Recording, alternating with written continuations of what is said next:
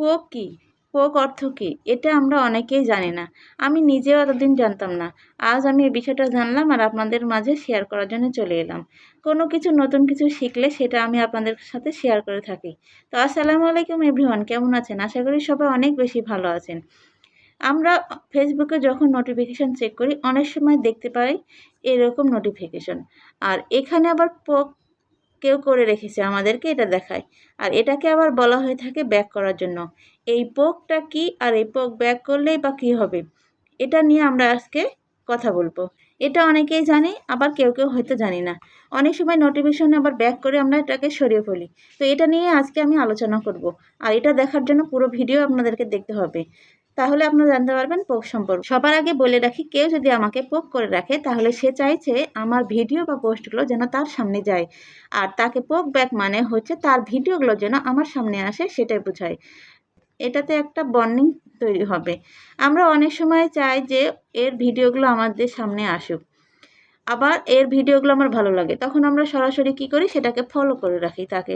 Follow করার পরেও দেখা যায় যে তার ভিডিওগুলো সবসময় আমাদের সামনে আসে না। তো আমরা যদি পোক করে রাখি তাহলে তার ভিডিওগুলো আমাদের সামনে আসতে থাকবে। আর তার ভিডিও ভালো লাগে দেখেই আমরা পোক করে রাখি। এবার কথা হলো, কে তোমাকে পোক করে রেখেছে? এটা তুমি চেক করোনি, স্কিপ করে গেছো। তাহলে এটা চেক করবে কিভাবে?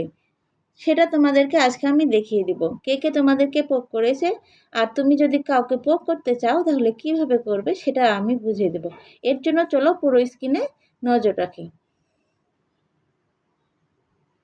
সবার প্রথমে আমরা ফেসবুক প্রোফাইলটা ওপেন করে সার্চ বারে গিয়ে POKES এটা লিখে সার্চ করলে দেখতে পারবে পোক লেখাটা চলে এসেছে। এবার এটাকে টাচ করে নাও। টাচ করলে এখানে দেখতে পাবে কে আমাকে পোক করে রেখেছে।